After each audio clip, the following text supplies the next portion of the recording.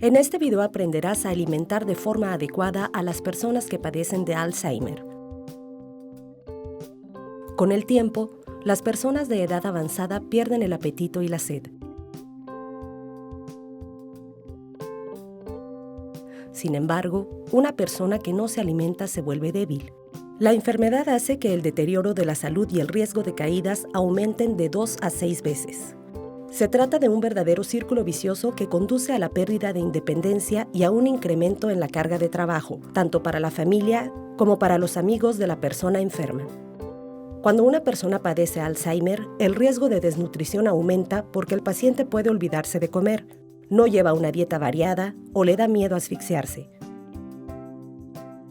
Te damos algunos consejos para la hora de la comida. Elige una habitación tranquila y bien iluminada. Prepara en lo posible la vajilla y los cubiertos del propio paciente para que se familiarice y se acostumbre a ellos. Para evitar distracciones, simplifica el acto de comer. Sirve los alimentos uno por uno y utilizando los cubiertos apropiados. Permite que el paciente realice tareas simples con el fin de poner en práctica sus habilidades. Deja que abra los frascos o sostenga los cubiertos. Para evitar la frustración, no presiones al paciente. Asegúrate de que el paciente ingiera una cantidad adecuada de proteínas, suficientes para satisfacer las necesidades nutricionales de una persona mayor y debilitada. Esto equivale a un extra de 10 a 12 gramos de proteína por comida. Si masticar se vuelve difícil para el paciente, modifica la consistencia de los alimentos que sirves, mezclándolos, por ejemplo.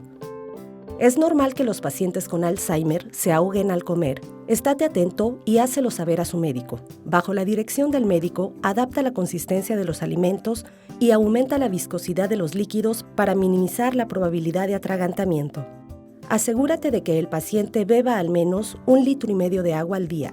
Aumenta la cantidad si el paciente se enferma o si la temperatura exterior es muy elevada. Adopta una actitud reconfortante. La persona enferma necesita sentirse segura. Es una forma de compensar la pérdida de sus capacidades. Para reconfortar al enfermo, asegúrate de dirigirte a él estando en su misma altura. Las palabras no son imprescindibles. También puedes comunicarte a través del tacto o de la vista.